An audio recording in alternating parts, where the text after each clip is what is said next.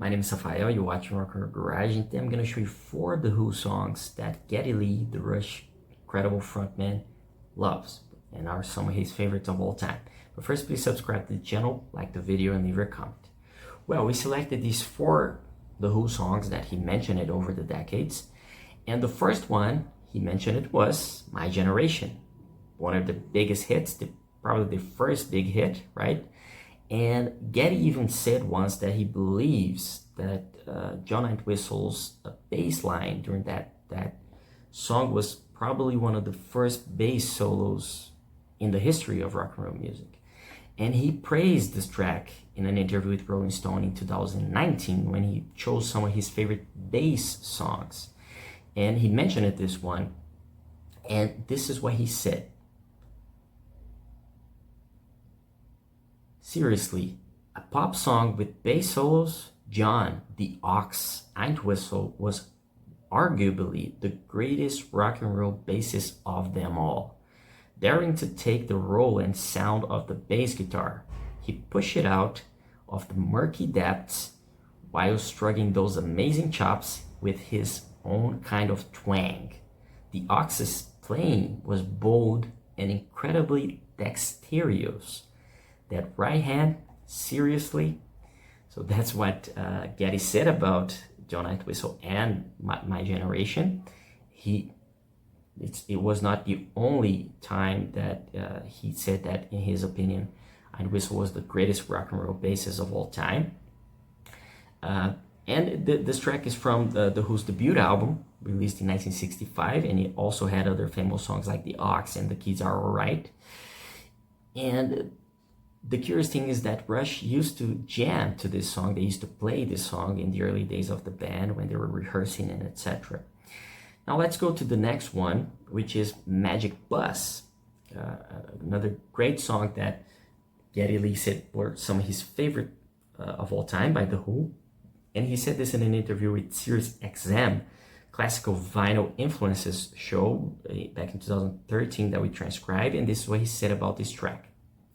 I think most rock bands today wouldn't sound the way they sound without The Who. I think they are one of the most important bands to ever come out of England. Certainly in my career, the most influential in terms of songwriting. Pete Townshend still is my absolute favorite rock songwriter.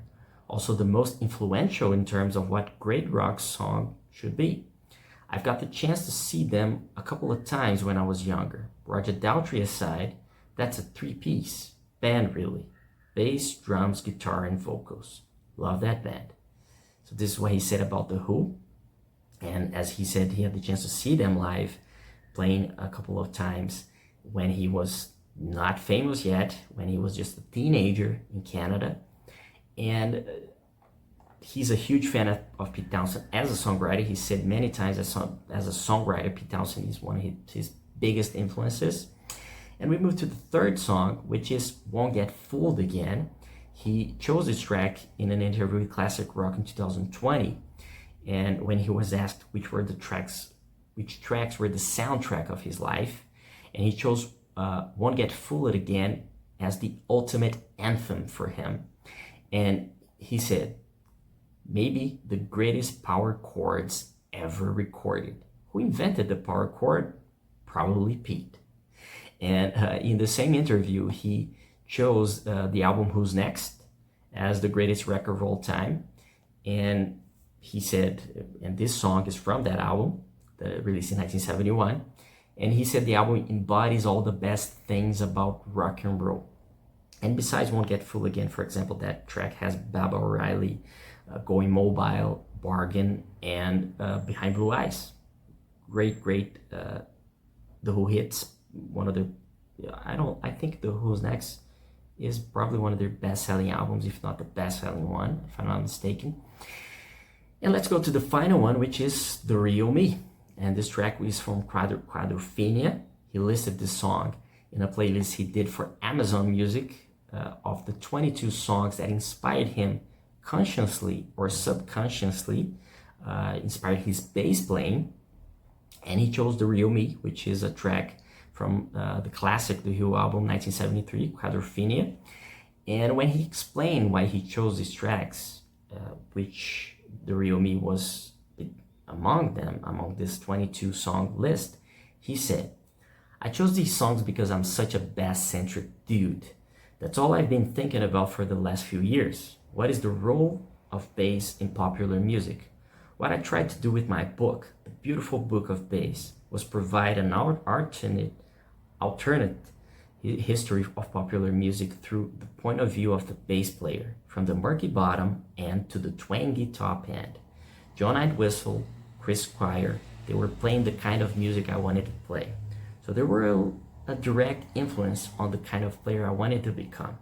But there are others that were subconscious influences. I think we all have those when we listen to various music." So this is what Geddy Lee said about The Who. These are some of his favorite songs because he's a huge fan of the band's discography. They were one of his biggest influences, and it's really cool how he compared The Who with Rush, kind of, because they are essentially a three-piece band, just like Led Zeppelin, for example, right? Because playing the instruments, you got only three people: one guitarist, one bassist, one drummer. John Entwistle on bass, Keith Moon on drums, Pete Townshend on guitar, sometimes vocals too, but Roger Daltrey was the singer. He didn't play any instruments at the time. He eventually plays a couple of guitar to help in some songs live when they're playing the song live, but essentially they were a three-piece band, and he compared that with Rush, which is one of the most powerful power trios of the history of music for sure, and one of the most underrated bands of all time in my opinion. And that's it. If you want to read more, if you want to listen to these songs, you can go to the description and visit the article I wrote about it. You got all the songs listed there. You can listen to them and read what Geddy said about them and other interesting stuff about these tracks. And if you want to, please take a look at the other videos we did about Geddy Lee. I already recorded a video saying which were his favorite Yes songs, some of his favorite Led Zeppelin songs, and many other interesting stories about Geddy and about Rush. And you can see all the videos below the description, okay? Don't forget to subscribe to the channel, like the video, and leave a comment. Thank you for watching, and I'll see you later.